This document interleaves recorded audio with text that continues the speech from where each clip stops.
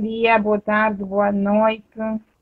Nós estamos nessa semana do empreendedorismo de impacto a falar. Eu tenho vários convidados.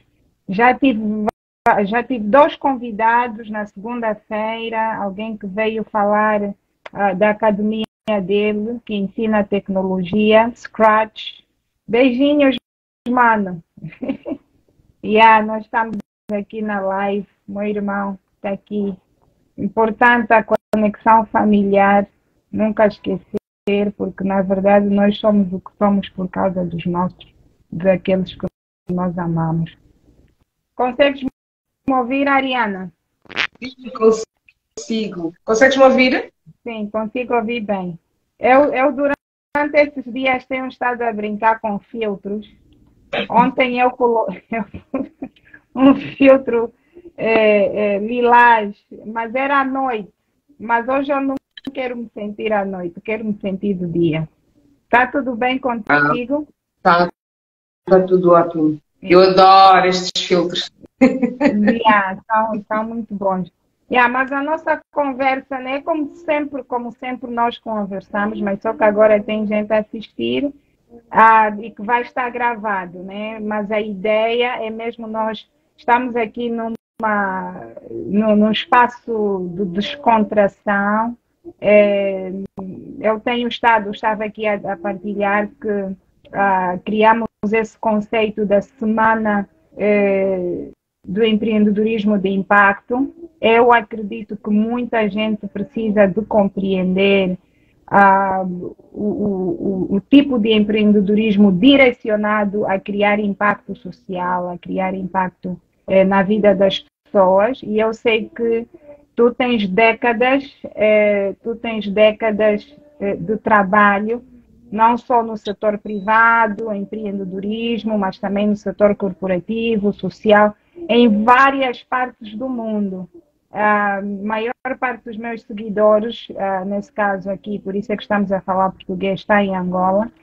E um dos objetivos que nós temos é de inspirar as pessoas, né, a sonharem e a agirem, a fazerem coisas, não é? E então eu estou a te convidar exatamente para partilhar do teu percurso, lições aprendidas, alguns desafios, porque agora nós vemos o resultado do teu trabalho ao longo dos anos, através da Prana Angola, e muitos só veem resultados, mas embaixo daquele iceberg existem muitas coisas, e é este direcionamento que eu gostava de ter contigo, né, e ter aqui esse espaço para tu partilhares aqui com as pessoas que estão a nos ouvir e que vão nos ouvir depois, porque vai ficar gravado. Então, eu te agradeço, quero te agradecer por teres aceito o convite, muito obrigada. E vamos... vou passar o microfone para ti, para começares a te apresentar, e de uma forma fluida, espontânea, partilhar um pouco da tua experiência, e eu vou fazendo perguntas para direcionarmos o barco onde nós queremos que vá. Seja bem-vinda, Ariana. Obrigada, Lúcia. Bom, se calhar eu começava por dizer que eu, desde muito cedo, muito novinha, tinha 19, 20 anos, comecei neste mundo do empreendedorismo. Eu tinha entrado à faculdade, tinha acabado o ensino médio, entrado para a faculdade e já tinha a primeira agência Afro Agency em Portugal. E na altura, eu quando olho para trás e vejo que a pouca experiência que eu tinha na altura foi mesmo um atrevimento na época, começar num país onde eu era uma estrangeira e começar assim um negócio que eu não tinha experiência e que depois fui aprendendo com o tempo. E nessa altura tinhas duas opções, ou trabalhavas por conta de outrem, ou se arriscavas, tinhas que pensar 24 horas a pensar como é que ias fazer dinheiro, não é? E principalmente se estás em Lisboa, que na altura não era uma cidade barata, e se tu estás a acabar de entrar para a universidade, ainda não tens meios financeiros, Então precisas de muita ajuda e foi isso que aconteceu comigo. Alguém me descobriu, no meio ali, primeiro a trabalhar ali numa perfumaria e me convidou para vir trabalhar na altura numa escola de manequins e de modelos e foi aí que começou a minha aventura do aprendizado, do que é isto de ser empreendedor. E na altura eu era mesmo uma mocinha, uma garotinha, muito jovem e sem experiência.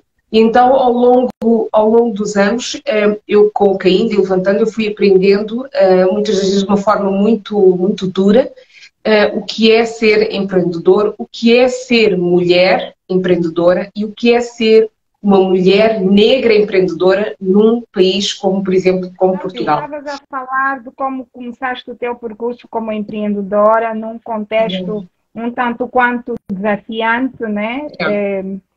Sim, mas ainda para dizer que, apesar de, na altura, a pouca experiência que eu tinha, mas eu tinha uma visão muito clara daquilo que eu queria, que era criar um negócio que eu pudesse ajudar outras pessoas. E na altura o grupo-alvo que eu escolhi eram mulheres, jovens mulheres negras, e qual era o objetivo? Empoderá-las no sentido de elas perceberem que eram muito mais do que a beleza física e que poderiam seguir e ingressar no ensino superior. Então eu comecei a organizar as misses, a Miss África em Portugal, a Miss Lusofonia, a Miss CPLP, e foi assim através destas misses organizaram um aspecto que tem a ver com a cultura, o aspecto cultural, a música, a dança, a arte, e, por outro lado, estimular as jovens a seguirem uma carreira académica. E para isso contei com apoio de muita gente na altura, contei com o apoio de uma universidade, na altura que começou, na altura a Universidade Lusófona, que me patrocinava com bolsas de estudo, de forma a que eu pudesse dar o primeiro prémio à vencedora. E foi assim que eu comecei nesta área do empreendedorismo social, sempre com o objetivo. Percebi muito rapidamente que, como empreendedor, se tiveres um objetivo social, tu vais causar um impacto. Tu podes ganhar dinheiro, mas tu contribuis para uma melhor sociedade, tu contribuis para resolver um problema social. E isso foi sempre o que me fascinou, é tentar combinar estas duas coisas. Por um lado, a parte financeira, o empreendedor, ser bem-sucedido financeiramente, empresarialmente, mas por outro lado, ajudar grupos mais vulneráveis. E se eu for ver de todo o meu trajeto, que comecei começando em Portugal, depois mais tarde fui para a Holanda, andei sempre dentro desta coisa do empreendedorismo social. Depois formei-me, aprendi a escrever projetos, aprendi a perceber como é que nós podíamos ganhar dinheiro e, por outro lado, continuar a causar impacto social.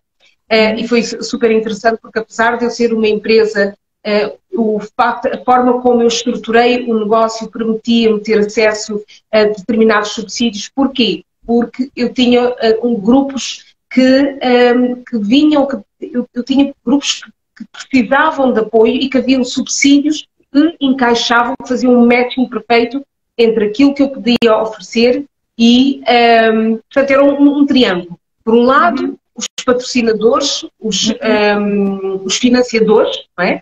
Organizações financiadoras, por outro lado, o grupo-alvo e, por outro lado, eu como empresa, como organização, que tinha algo a oferecer para poder resolver um problema social.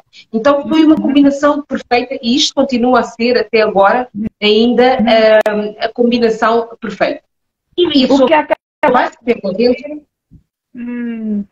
o que acabaste de dizer é um dos conceitos muito importantes no universo do empreendedorismo social, que é a inovação social. Na verdade, é trazer uma situação multissectorial ou de várias disciplinas para todos, cada um na sua base de conhecimento e de experiência, olharem, né, para um problema que aflige ao coletivo e daí saírem soluções.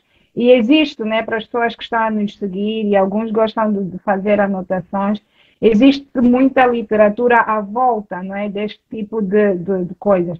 O que nós queremos aqui, na verdade, é trazer, né, pessoas que têm experiência e que fizeram acontecer mão na massa, que passaram por todos estes processos de conectar, não é, com teorias, com pensamentos que existem por aí. Ariana, falaste desse teu período, não é para tentar descobrir aqui a tua idade, ou nem por isso, mas historicamente, né, cronologicamente, nós estamos a falar de que ano? Em Lisboa, em Portugal, uma menina cheia de força e garra, que veio para empoderar outras meninas através da beleza, para continuarem os seus estudos e por aí afora. Nós estamos a falar de que ano? Em que momento da história da humanidade que nós vimos essa inovação social acontecer? Sim. Isto foi em 1992. Eu tinha 21 anos, eu já tinha começado neste mundo do empreendedorismo, muito assustador, porque nós vemos numa educação em que temos que ter um trabalho das 8 às 5 ou das 9 às 18, enfim. E na altura foi mesmo um risco. Eu, sem experiência nenhuma, começar num negócio e poder ter que me sustentar e sustentar toda uma estrutura, porque eu fui mãe muito nova, que ainda juntou-se mais à situação.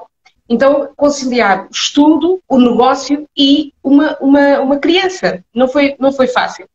Mas depois, este percurso, tu vai ganhando um gosto, um sabor da liberdade, de poderes delinear e traçar as tuas ideias, daquilo que tu acreditas, não é? Ir lutar, batalhar por aquilo que tu acreditas. Não é fácil, mas pronto, não desistir é o segredo. E depois teres uma coisa que é fundamental para qualquer pessoa que está a começar, é ter network. Nem é questão de ter o dinheiro, é ter pessoas certas que nos podem dar um empurrãozinho, que nos podem encaminhar, que nos podem abrir uma porta. É fundamental para quem quer ter sucesso em qualquer negócio. Mas dentro das áreas sociais, uma das coisas que é importante para nós podermos ter um negócio certo e fazer o matching perfeito é nós estarmos atentos às necessidades da sociedade. Percebermos onde é que existem problemas e o que é que eu posso significar para aquele grupo-alvo. E geralmente tu só podes saber isso se tu conversares com o grupo-alvo, se estiveres no meio deles e perceberes, ok, qual é que é o problema e qual é que seriam as possíveis soluções. E tu poderes ver se tu consegues oferecer esse serviço, se existem possibilidades de desenvolver projetos, atividades, comércio, que deem resposta à necessidade daquele grupo que está a precisar de algo e que tu podes também dar. Portanto, a minha vida toda foi assim. Quando eu fui para a Holanda, eu já tinha aqui 27 anos. Já tinha 27 anos, já tinha uma boa experiência dos 21 até aos 27, já tinha alguma bagagem. E quando eu fui para a Holanda, ainda andei na dúvida, comecei tudo de novo, porque em Portugal estava a estudar Direito, mas não era aquilo que eu queria. E enverguei mais... Em que ano? Só para nós termos aqui uma ideia. Em 90, eu entrei para a faculdade em 91, 92, portanto, nesse percurso desculpa, 1992, 92 até 97, quem é que é? De 92 até 97 estive a fazer Direito, andei para lá 5 anos a passear os livros, depois descobri que o direito não era tão direito como eu pensava, não havia justiça naquilo que eu achava que deveria ser justo e como eu tinha sempre uma tendência de dois grupos, de proteger, de trabalhar com dois grupos, mulheres e jovens mulheres. Então segui muito nessa linha porque havia muitas necessidades ainda nessa altura. Quando eu fui para a Holanda, depois de 2000, começaram os anos 2000, 2001, no âmbito de Porto e Roterdão, eram cidades capitais da cultura, em 2001. E eu, o que é que eu fiz? Eu criei uma fundação para poder escrever projetos que é para pedir subsídios e, nomeadamente, novamente dar resposta. E ainda tive uma tentativa de, na altura, na Holanda, tinha uma grande comunidade cabo-verdiana, cerca de 30 mil cabo-verdianos, e eu comecei a organizar atividades culturais, principalmente para chamar a atenção da cultura cabo-verdiana. E aí também comecei, aproveitei a ideia que tinha com Portugal e criei também uma Miss Cabo Verde em Roterdão, uma sala cheíssima, super lotada, e tive a oportunidade de trazer artistas de Portugal, etc. Foi um show. Só que depois comecei a confrontar com uma outra realidade na Holanda, que na altura obrigou-me a parar e a pensar que eu tinha que alimentar-me, que eu tinha que instruir-me, que eu tinha que me capacitar se eu quisesse se ingrar no mercado holandês. Primeiro a língua, que era uma dificuldade, mas depois entender as políticas, a política do país, entender, ok, para eu poder ter acesso a subsídios, para eu poder ter acesso a dinheiro, quais são os critérios, o que é que eu tenho que aprender, o que é que eles pedem, o que é que eles exigem, e depois dar resposta. Aprender a escrever um projeto dentro do enquadramento daquilo que eles pedem para dar essa resposta. E depois aprendi muito rapidamente que é assim, quando tu queres ter financiamento, tu tens de perceber o que é que o financiador quer, não é? O que é que ele quer, e depois não fugir daquilo que ele quer. E quando tu te comprometes a fazer alguma coisa, ires até ao fim. Tens que ter dignidade no teu trabalho. Tens de ter responsabilidade no teu trabalho. Tu falaste aqui de vários aspectos ligados ao empreendedorismo, ao desenvolvimento de projetos ou negócios e falaste também do aspecto financeiro. Muitas pessoas que estão, né, muitos dos meus seguidores, mesmo já estando no caminho, né, e eu espero que nós não estamos só, pronto, o que eu acredito é que nós não estamos só a falar para pessoas iniciantes, nós estamos a falar para pessoas que já têm alguma estrada também. Mas o aspecto de finanças sempre surge ao longo do processo. Como é que tu, o que é que tu tiveste que aprender, ou como é que tu lidavas com este aspecto financeiro? Como é que tu tens lidado? Porque é o oxigênio do negócio. Como é que tu tens gerido? Que habilidades e competências tu foste adquirindo ao longo do processo, lidando com o aspecto financeiro dos teus empreendimentos? Pronto. Era isto que eu estava a acabar de dizer, que é a importância de tu perceberes quem dá dinheiro, o que é que está a pedir, o que é que quer dar a resposta. Portanto, é este matching entre tu saberes, por exemplo, que uma organização ou uma instituição grande, por exemplo, não sei se posso dar aqui exemplos, né? Como por exemplo uma Unicef, né? Tu sabes que a Unicef trabalha com crianças. Dentro do teu nicho, das coisas que tu fazes, tens espaço para isso? Ok, qual é a área que eles querem dar resposta? Bem, daí a importância, mesmo para os empreendedores que têm um caráter mais comercial, de perceberem a grande aposta que é, por exemplo, juntarem-se aos objetivos das Nações Unidas, por exemplo, aos 17 objetivos das Nações Unidas, e tentarem ajustar o seu negócio àquilo que as Nações Unidas querem dar resposta até 2030, é uma mega vantagem. Porquê? Porque lá há dinheiro. Então, dar resposta, conseguir que o meu empreendedorismo, se eu quiser ter acesso a subsídios, a dinheiro, eu tenho que ter serviços, produtos que deem resposta àquilo que o patrocinador, as pessoas que têm dinheiro, precisam. Não é? E eu tenho que ver quais são os grupos que precisam e que estão mais perto de mim. São adultos, são idosos, são crianças, são pessoas com problemas de saúde mental, de saúde física, enfim. Pronto. Só que aqui em Angola não é fácil, eu tenho que dizer que não é fácil, e isto porquê? Por causa de todo um historial de falta de confiança que ainda não se criou, não é? Que ainda não se criou e paulatinamente está a demorar algum tempo, mas eu acredito que com esta geração de pessoas responsáveis, com esta coisa de acabar com a corrupção, com esta responsabilidade cada vez maior e as pessoas entenderem que quando existe um subsídio, o dinheiro é um dinheiro público, não é meu, não é da Ariana, não é? E se eu me comprometo, se eu escrevo um projeto e vou dizer eu vou utilizar esse dinheiro para ajudar grupos vulneráveis, vou pagar um gestor, vou pagar um coordenador, etc. Tudo isto são dinheiros públicos. Eu tenho que responsabilizar a cada coisa que eu gasto. E quando eu faço um projeto e eu respondo e tudo bate certo, as finanças, principalmente as finanças, tudo bate certo, eu crio uma confiança com a entidade investidora. E assim é que se começa. Eu responsabilizo por todo o centro. Eu não vou lá e assambar com o dinheiro.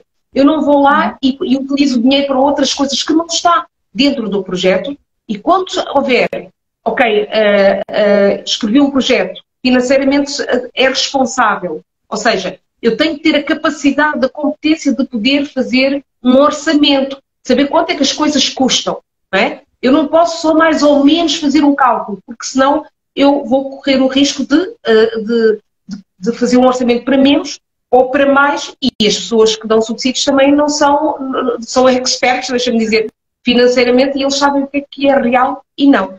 Então, essas competências de saber contar e subtrair, eu nunca fui boa a matemática até começar a trabalhar com dinheiro e subsídios, aí rapidamente eu fui obrigada a perceber o que significa trabalhar com milhões. Não é? Não é fácil, porque o cérebro tem que instalar, tu tens que ter essa capacidade.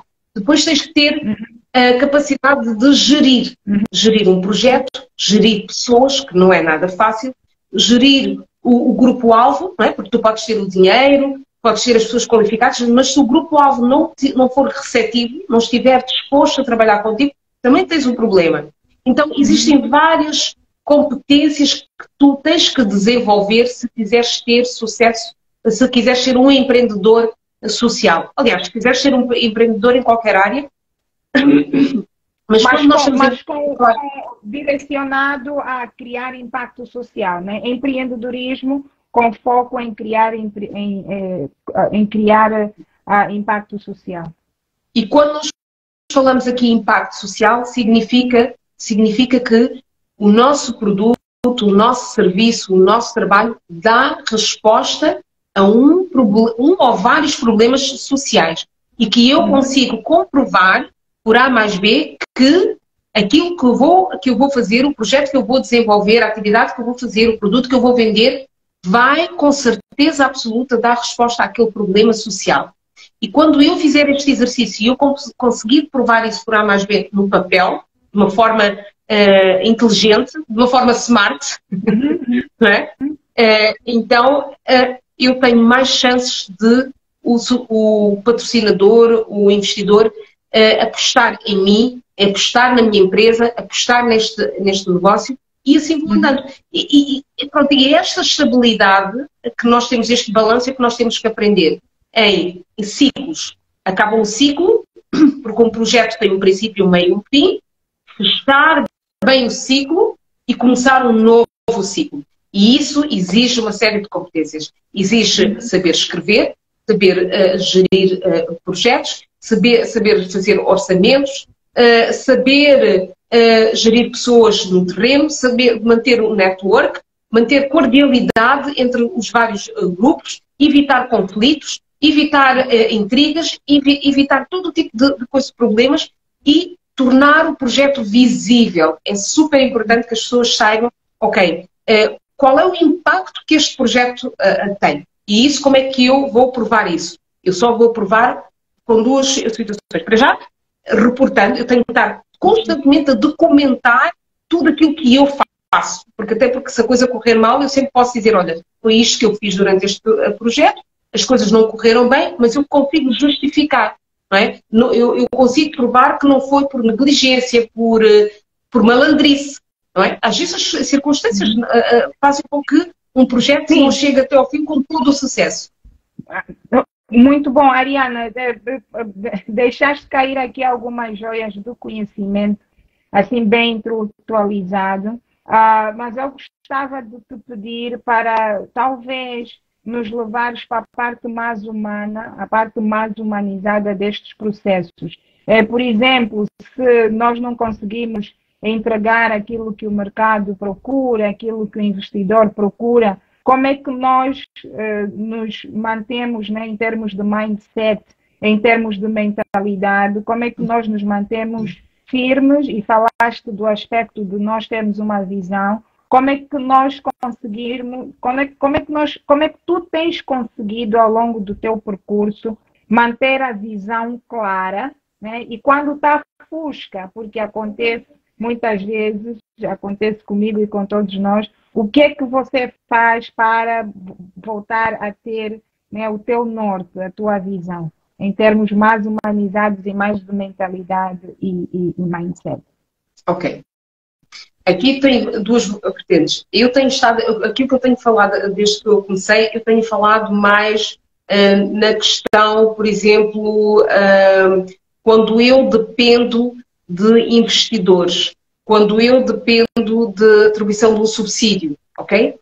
Mas eu agora vou-te falar de uma outra vertente, porque eu afastei-me um pouco desta questão dos subsídios, principalmente aqui em Angola, eu criei outras formas de alavancar o meu negócio, que é mesmo diretamente ao público, não é? Porque uma coisa é tu viveres com projetos e outra coisa é tu montares um negócio e que tu dependes diretamente do consumidor.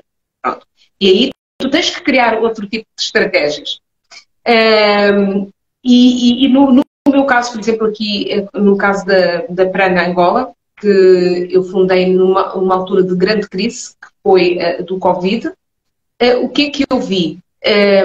Eu vi uma situação, uma vulnerabilidade a nível social, que era a saúde, ok? E eu tinha um conhecimento, uma ferramenta que pode ajudar, que poderia dar resposta àquela situação, que é o Pranic Healing, as terapias prânicas. Então, o que é que eu fiz? Na altura em que toda a gente estava em casa em pandemia, eu fui buscar tudo o que eu tinha no meu repertório, na minha bagagem, para pôr em ação. Primeiro porque sou life coach e durante muitos anos fiz acompanhamento de todo o tipo de pessoas, desde estudantes a empresários, a diretores.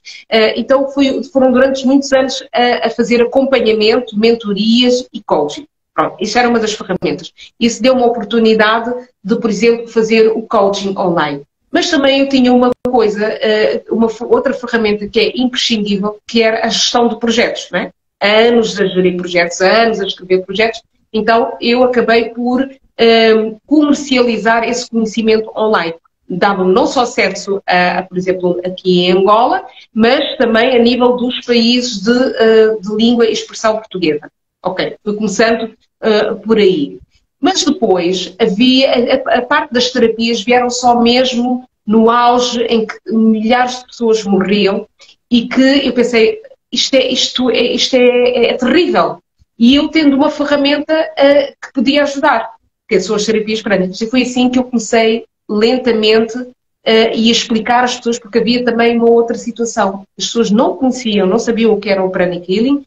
Depois havia o risco de haver mal entendidos e as pessoas pensarem que é uma coisa que é uma coisa muito mística e então eu tive que correr esse risco e paulatinamente ir mostrando às pessoas quais eram as vantagens das terapias prânicas, qual era a vantagem delas próprias de aprenderem a autocura, a prevenir doenças como a Covid e outros tipos de doenças, paludismo, etc, etc, etc. Okay? Então, eu criei um negócio através de uma situação que era necessária naquele momento. Fui buscar ao baú todo aquele meu conhecimento, não é? Porque eu, na altura, eu vim parar aqui em Angola porque fui convidada através de uma empresa que me convidou para poder dar assessoria e coaching a direções, mas com esta coisa do Covid estávamos todos em casa. E eu não sou uma pessoa de ficar parada e o cérebro precisa de ação, então foi assim que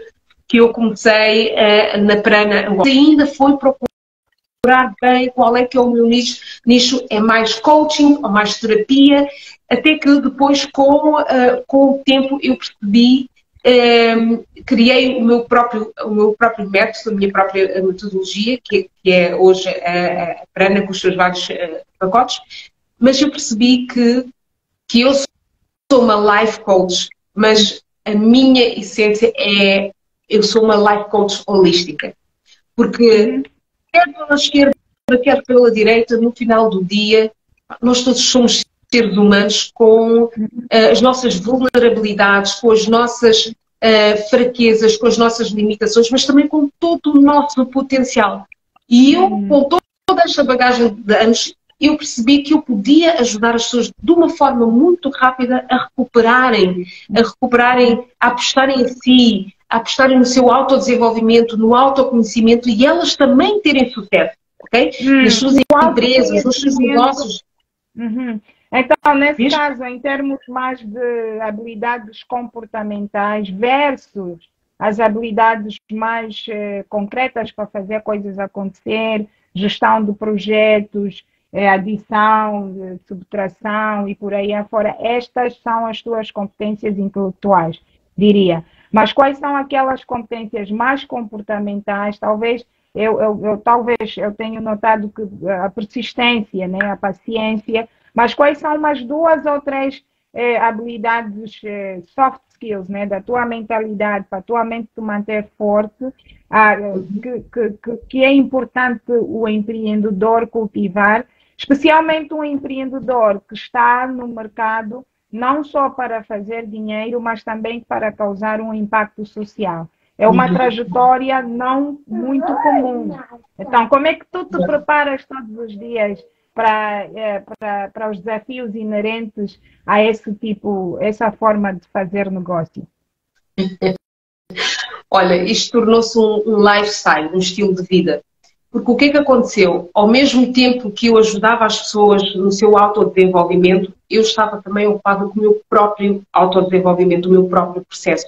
A conhecer-me melhor, a perceber aquilo que eu gosto, aquilo que eu não gosto, aquilo que são os meus valores, o que é que são as minhas normas, aquilo que eu não abro mão absolutamente. E o que eu vejo, a minha força vem quando eu vejo que alguém conseguiu agarrar a sua vida e transformar a sua vida. Eu fico muito satisfeita, eu fico muito feliz, eu me interesso muito verdadeiramente pela felicidade dos outros. E depois os holandeses têm uma expressão que dizem, Runa, é desejar o outro bem. Estás a ver? Porque quando tu desejas o outro bem, tu ajudas, tu contribuis para que essa pessoa tenha sucesso. E ainda se puderes... Ainda por cima, se puderes ter retorno financeiro, eu acho que não há coisa mais maravilhosa e podem-me acordar no meio da noite, eu estou pronta para trabalhar, ok? Porque é isso que me dá força, é isso que me dá força, é isso que me dá garra. Cada pessoa que entra aqui no meu consultório e que não vê naquele momento, vê tudo turvo, não consegue ter uma expectativa, não consegue ver mais do que aquilo que ela está a ver naquele momento, ou que vem em sofrimento e de podermos juntos ver que essa pessoa consegue, essa pessoa pode, e que ela é suficiente e que tem tudo para dar certo. Ela só precisa das ferramentas certas e precisa de uma força que vem de dentro para fora para conseguir alcançar os seus objetivos. Ariana, fala-nos das dificuldades, pelo menos 2 ou 3 dificuldades, e quando pensares na maior dificuldade, o que é que fizeste para ultrapassar esta dificuldade como empreendedora?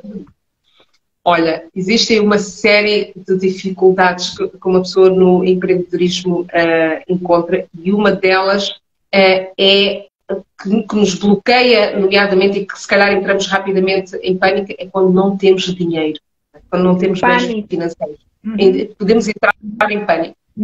Só que eu, com o tempo, com os anos, com a experiência, eu percebi que assim, não adianta, não faz sentido nós entrarmos em pânico, em desespero. Porquê? Porque no fim tudo se resolve. E não é o facto de nós entrarmos em pânico que vai resolver, em stress, deixarmos de dormir, que nos vai resolver o problema. Depois é aquilo que eu te estou a dizer.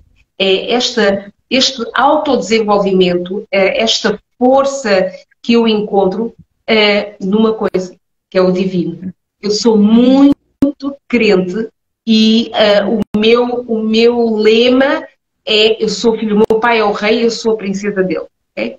Então, e isto não é, eu não ando a pregar, não é nada disso. É autêntica, verdadeiramente a força que me vem é divino. E depois é assim, eu já aprendi a não discutir com Deus. No sentido, quando eu vejo que existe uma coisa que não está a correr como eu desejo, eu fico logo a pensar: o que é que eu tenho que aprender aqui? O que é que eu tenho que aprender aqui rapidamente? O que é que eu tenho que transmutar? O que é que eu tenho que mudar aqui em mim rapidamente para eu poder ver efeito na prática? E esse exercício é extremamente importante. Primeira coisa, ficar calmo, porque se tu não ficas calmo numa situação difícil, não consegues pensar com clareza.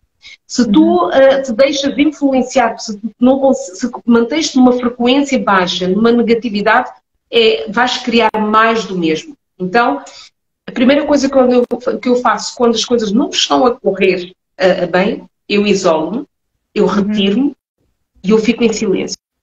Não quero ouvir. Pode estar a cair canivetes lá fora, chover, aquilo que chover, pedras, eu retiro-me, eu recolho e eu fico debaixo da asa de Deus, à espera que a má onda, que a tempestade passe, e depois eu volto. E eu vejo que nesse processo, não é? Porque eu passo a minha vida a meditar, não é? Que isso é muito importante. Mas conta uma situação que passaste recentemente, uma historiazita, e depois nos leva no processo que fizeste. Por exemplo, eu estou, por exemplo, há 2 semanas, eu não quero ir lá para fora, né? Mas também estou a aproveitar descansar. Mas ao mesmo tempo, quando eu estou cansada, eu sei que coisas devem ser feitas, né? Como é que eu encontro a paz para dizer: eu preciso de descansar? E o resto depois vai ser cuidado, né? Conta-nos uma situação concreta, uma historiazita assim caricata que tenha acontecido. Olha, eu podia te dizer, contar 1001 histórias, porque os desafios são diários. Mas a maior coisa que eu posso... Diários. São diários. Mas é por isso que eu te estou a dizer: se tu entras em pânico, se tu não mantens a calma, se tu não mantens a tranquilidade, vai ser muito difícil. Rapidamente as pessoas entram em depressão, em stress e todas aquelas coisas que eu estou sempre a ajudar os meus clientes a não chegarem a esse ponto. Portanto, eu primeiro tenho que cuidar de mim, tenho que ouvir o meu corpo, tenho que ouvir como é que eu me estou a sentir, e se eu não me estiver a sentir bem, eu retiro-me, tento recuperar e depois volto. Porque isto de também ajudar os outros consome muita energia. E tu tens de estar bem. Se não estiveres bem, como é que vais ajudar os outros? Mas eu vou-te explicar, eu vou-te dizer um dos maiores desafios que eu estou a atravessar aqui em Angola, é o facto de, por exemplo, na empresa que me contratou para vir para Angola, estar há 16 meses sem me pagar salário. Imagina. Estás a ver? 16 meses sem me pagar salário. Então, imagina, tu tens que ter a cabeça fria, a criatividade, e tu tens que ter uma coisa muito importante que eu digo muito aos meus clientes: é desenvolver a tua intuição. Ou seja, quando tu estás a ver alguma coisa acontecer que tu não tens controle, não depende de ti, começa já a arranjar um plano B, até um plano Z. Porque se aquela coisa não der certo, tu não ficas desamparado. Mas isto é extremamente importante. Todas as pessoas, todos os empresários terem um plano Z. E é por isso que durante este processo, que quando começam, tem que sempre ter uma boa gestão financeira para os momentos de crise. Eu sei que não é fácil. Não é? Eu sei que não é fácil.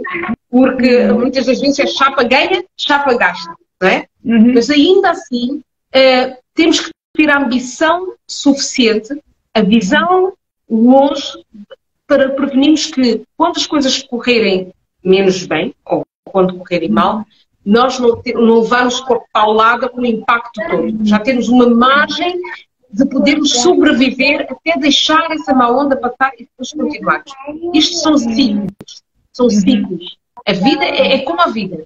As organizações, as empresas são simples. Há alturas em que está tudo a correr muito bem, depois há alturas em que está tudo a correr menos bem, não é? Depois há aquelas coisas permanentes e que tu não tens controle. Não tendo controle, vira, conduz o barco para outro rumo, para tu poderes estar sempre a salvo e seres tu a conduzir o teu barco.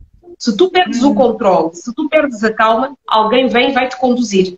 Ou tu vais então ter que ir para ir conduzir o barco dos outros, né? E estás sujeito às leis dos outros, às regras dos outros, enfim. Mas como empresário, se tu queres manter a tua visão, se tu não estás, se tu queres criar as tuas regras de funcionamento, se tu não estás, não queres estar sujeito a regras e pensamentos de outras organizações ou de pessoas da qual tu não te identificas, é muito importante que diariamente tu procures o teu equilíbrio, que faças uma avaliação, onde é que eu estou, para onde é que eu quero ir. É importante que tu saibas para onde é que tu queres ir. Se não souberes para onde queres ir, vais estar desorientado, tipo uma galinha sem cabeça, para qualquer lado, né? E perdes o rumo. Então, o segredo é estabilidade mental, emocional e espiritual. Acima de tudo. Equilíbrio, equilíbrio, equilíbrio. Diz? E, pelos vistos, é esse tipo de valor que tu tens acrescentado à vida das pessoas para criar impacto através do Prana Angola, correto? É. Fala um bocadinho do Prana Angola. O que é isto do Prana Angola? Desde o início que começaste, quantas pessoas já passaram pelo Prana Angola? Onde é que é? Porque nós também queremos criar aqui um espaço para visibilidade dos negócios dos nossos convidados, né? Mas é a semana de empreendedorismo de impacto, o empreendedorismo que causa impacto, mas também estamos a falar do tema principal, que é o negócio inteligente e impactante. E que tens mostrado, né, exatamente estas características no Prana Angola. Assim, de uma forma assim, viajante, leva-nos para o Prana Angola, para nós sabermos o que é, que valor acrescenta a vida das pessoas, como é que cria impacto por aí afora, antes de nós terminarmos esta conversa. Pronto, para dizer que o Prana Angola, Prana significa energia vital, é a força da vida.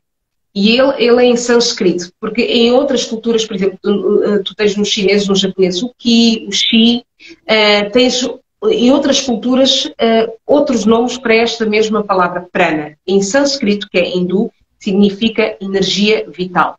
Daí a Prana Angola. E isso veio um pouco do facto de, em 2014, na altura em que eu estava em Suriname, e de eu ter feito esta formação. Eu nunca pensei em ser terapeuta holística, já era coach, mas terapeuta holística eu não era essa a intenção. Mas quando fui fazer o Pranic Healing, eu percebi que o Pranic Healing para mim é a gestão das energias, isto levando em termos de coisa de gestão. E quer nós queiramos, quer não, as energias afetam-nos positivamente ou negativamente. Okay? E da mesma forma como nos atingem a nível individual, atingem a nível das organizações. Porque as organizações são constituídas por quê? Por pessoas. E se, por exemplo, tu tiveres uma organização com uma frequência baixa, pessoas negativas, uma gestão não clara, gestores déspotas, chefes mal resolvidos, tudo isso tem um impacto em toda a cadeia a nível da organização. Okay. Quando eu criei a Prana Angola, eu tinha um objetivo que era, por um lado, ajudar as empresas a fazerem um alinhamento da sua missão, visão e valores. Tudo isso tem a ver com a minha experiência, a minha bagagem, o meu mestrado em Ciências das Organizações e Administração Pública. E, então, perceber que as energias são super importantes quando um gestor, quando um empreendedor entende como é que ele está a conduzir o seu negócio energeticamente, ele vai influenciar os seus colaboradores, os seus funcionários, a estarem alinhados com a sua visão e com a sua missão e os objetivos do seu negócio. Isto é uma parte. A Prana era inicialmente só o life coach e o terapeuta holístico, mas a ambição cresceu. Então, nós hoje, e é uma coisa recente, nós somos o primeiro centro de Pranic Healing, Yoga e Meditação em Angola, em que nós precisamente partilhamos todos esses conhecimentos, como é que as pessoas, empresas, pessoas a nível individual, qualquer área da saúde, nós temos médicos, enfermeiros, nós temos diretores, nós temos bancários, nós temos juristas, enfim, pessoas que entenderam e entendem que é importante para nós podermos ter sucesso, nós estarmos bem mentalmente, emocionalmente e espiritualmente. E o que elas vêm procurar na Prana é esse empoderamento, essa força, essa energia vital. É que eu coloco no mudo porque o Marcos está aqui a me fazer companhia. Mas não sei se é ético, mas sem citar nomes, nos contar aqui umas duas outras histórias de sucesso, o antes e depois de alguns clientes que passaram, passaram no Prana Angola, histórias de sucesso. É assim, eu tenho a maior parte das pessoas que procuram a Prana Angola são pessoas conscientes, que têm uma mente aberta e que percebem que nós somos muito mais do que aquilo que aparentemente vemos. Somos mais do que o nosso corpo, os nossos pensamentos, as nossas emoções. Né? Eles entendem que nós somos seres espirituais a viver temporariamente uma experiência humana. Então, eu tenho pessoas que infelizmente chegaram a um ponto que estão a passar por momentos da psiquiatria, da psicologia, para poderem ter esse apoio, esse suporte. E, no entanto, procuram a Prana Angola, pessoas com depressão, pessoas com tendências de suicídio, pessoas que já perderam o rumo, que estão desesperadas. Mas também encontro as pessoas que estão à procura do autoconhecimento, do autodesenvolvimento e que querem desenvolver as suas características e descobrirem quem elas são, qual é o seu propósito de vida, a sua missão de vida. Eu tenho pessoas que me procuram porque querem acabar, por exemplo, com um vício, como o de fumar, como um vício da droga. Também procura, são pessoas que procuram. Eu tenho pessoas com problemas nas relações, muitas pessoas com problemas nas relações, faço também terapia de casal. E eu tenho um outro grupo, tenho outros grupos que são grupos que me preocupam muito, que são crianças e jovens. Nós temos cada vez mais jovens com depressão, com estados de ansiedade enormes, crianças que vêm de famílias disfuncionais e que por causa disso têm comportamentos desviantes e alguns muito sérios.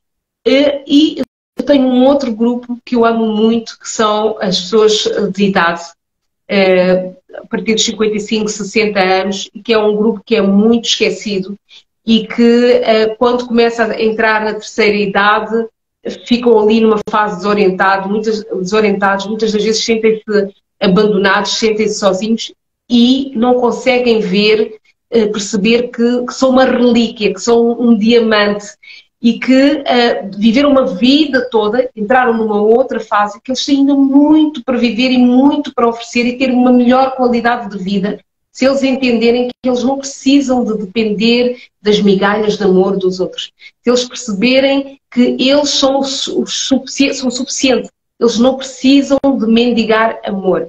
E quando eles se empoderam, e há tantas coisas, porque eles têm muito tempo agora, muito mais tempo disponível, eles tornam-se outras pessoas. E são lindos, são maravilhosos e podem ainda significar muito para a sociedade.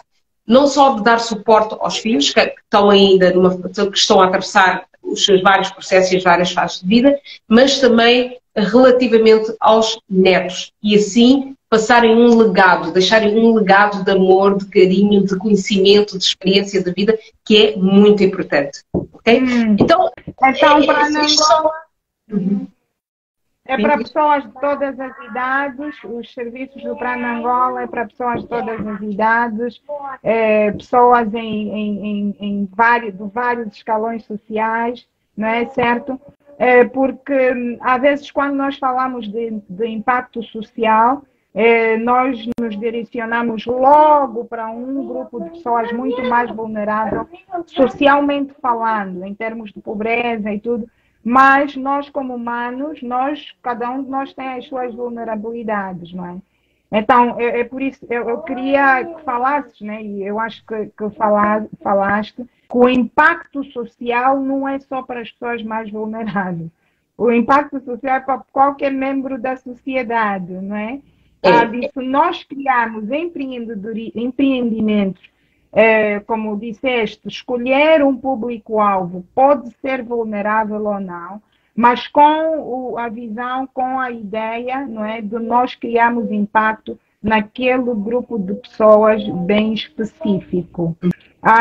Então, eu estou a seguir, Ariane. O que é que, em termos de aprender sobre o Plano Angola, o que é que vem next? Quais são os teus sonhos? Quais são alguns dos teus objetivos? Fechando o ano, eu ia te perguntar como é que foi 2022 e como é que estás a entrar para 2023 e o que é que nós, né, aqui podemos contar em termos de valor acrescentado vindo da Ariana, vindo da Plano Angola. Olha, deixa-me te dizer que, é assim, eu acredito que o fim e o recomeço é sempre hoje, ok? Esse é o meu princípio. Eu não vou esperar que entre o novo ano para eu poder fazer coisas. Todos os dias eu faço coisas porque eu sei que em 2023 eu vou colher os frutos daquilo que eu estou a plantar agora. E é isso que eu digo a todos. Eu tinha uma ambição, um sonho, que era criar o centro do Pranic Healing. Já está, já é um facto. Nós já começamos as primeiras formações e em janeiro vamos começar todo o gás. Qual é o objetivo? Vê o aspecto, o que é que nós estamos a trazer aqui? Nós queremos que todos os angolanos, em toda a casa de todos os angolanos, haja um Pranic Healer. Ou seja, haja uma pessoa que seja capaz de curar dentro de casa. Por exemplo, quem tem crianças, quem tem pessoas doentes, vocês não conseguem imaginar o milagre que são as terapias prânicas.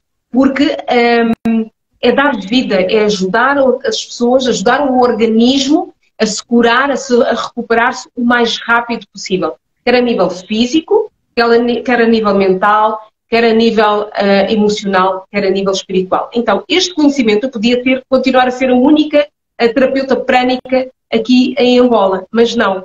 Aqui é que está a grande a essência de tudo, é o partilhar. Então, o que nós vamos agora apostar é ajudar Angola a ter o máximo de pessoas que tenham a capacidade de ajudar outras pessoas. Okay? Imagina o que é com as ferramentas que o Pranic Healing tem, por exemplo, nas províncias onde há dificuldades com maquinarias, onde nem sempre o acesso à medicação e à saúde é fácil. Vemos aqui o verbo é prevenir. Trabalharmos na prevenção de forma... Lúcia? Ok, está bem. Trabalhamos na prevenção de forma a evitar a doença e termos sempre o conhecimento de que cada um de nós tem esse poder, tem essa capacidade. Não é algo que só as pessoas formadas, licenciadas, é que conseguem. Qualquer pessoa com uma inteligência média consegue ter acesso e perceber como é que as energias funcionam e ajudar outras pessoas. Mas é preciso ter um Pranic Healer, não é um médico. Não é um médico. Mas um médico pode ser um Pranic Healer. Então, isto não é para ser obcecado, fanatismos, não é nada disso. É nós termos as ferramentas necessárias para evitarmos que uma pessoa acabe por falecer. Nós temos as ferramentas necessárias para que nós podemos ter intervenções rápidas. Mas outra coisa é aprendermos também a gerir as nossas próprias energias, protegermos-nos das energias dos outros e percebermos o que é que nós, como seres humanos, estamos aqui a fazer, porque é que nós nascemos, nascemos, o que é que nós estamos aqui a fazer, aquelas perguntas existenciais, quem eu sou, para onde eu vou, não é? E perceber que nós todos nascemos para ser felizes, independentemente daquilo que nós façamos, da profissão que nós tivermos, daquilo que nós tivermos, não é? Porque não se trata do ter, trata-se do ser. E descobrirmos quem nós realmente somos e percebermos que a felicidade vem também quando nós podemos significar alguma coisa para o outro. Não é? E a partir desse coração, desse amor, tudo vem, tudo vem. A abundância, a prosperidade, quando nós estamos a serviço, Deus encarrega-se do resto. Muito bom. Muito bom, Ariana. Não sei como te agradecer por aceitar vir aqui e partilhar, porque essas coisas não acontecem todos os dias, né? Nós termos a oportunidade de colaborar, né? Co-participar em algo para juntas, né? Criarmos de alguma forma algum impacto, né? E trazermos conhecimento às pessoas, neste caso de cura, conhecimento do progresso que tu trouxeste em cada palavra que tu disseste, na verdade. Disseste-nos que tens coisas para fazer, então eu acho que as pessoas vão te seguir e eu aconselho as pessoas a te seguirem aqui no Instagram, no YouTube e também no Facebook, não é? Onde tens alguns talvez testemunhos e coisas do género. Eu estou a sentir que a minha internet está a falhar, mas em termos assim de considerações finais, Ariana, tens alguma coisa para partilhar? Porque tu disseste nesse último segmento, eu acho que foi muito bonito e maravilhoso para nos enviar para as nossas vidas, de volta para os nossos afazeres, né? Então, olha, sabes, a única coisa que eu gostaria de dizer no âmbito do empreendedorismo é que é um mundo fascinante, é um estilo de vida, e a única coisa que eu posso dizer é resiliência é extremamente importante, mas conexão com quem nós realmente somos, com a nossa essência. Nós nunca vamos ter a sensação que estamos a trabalhar arduamente, nós nunca vamos ter a sensação que temos que ir de reforma. E depois não é só isso. Para mim, Ariana, o trabalho que eu faço, eu sinto que é um serviço público, mas é um serviço que eu estou a serviço do Criador. A serviço da fonte criadora. Então, eu estou neste processo ainda e é com muita humildade também que eu digo isso, que eu sinto muito honrado de poder ser um instrumento do divino para ajudar as outras pessoas a despertarem e a expandirem a sua consciência. Eu acho uma coisa mais bonita. Eu podia, de todas as coisas que eu já fiz na minha vida, que foram coisas maravilhosas, esta fase da minha vida, eu acho que é a fase mais fascinante, mais maravilhosa, que é estar ao serviço do Criador. Muito bonito, Ariana. Não sei se falaste a tua idade, mas para uma cinquentona, estás mesmo forever, estás sempre novinha e continuas com essa tua energia, causando impacto, trazendo luz. A tua aura mostra isso, mesmo aqui na minha tela onde eu estou a ver. E então, desejo tudo de bom, que esses teus desejos, os desejos do teu coração, sejam realizados, porque quando realizares para ti, vai realizar para mim, vai realizar para todos nós. Obrigada pela oportunidade, Lúcia. Amo-te de milhões. Estás sempre aqui. Tá? Beijinhos, Ariana. Tá bom. Até a próxima a todos. Obrigada pela vossa presença. Tchau. Obrigada a todos.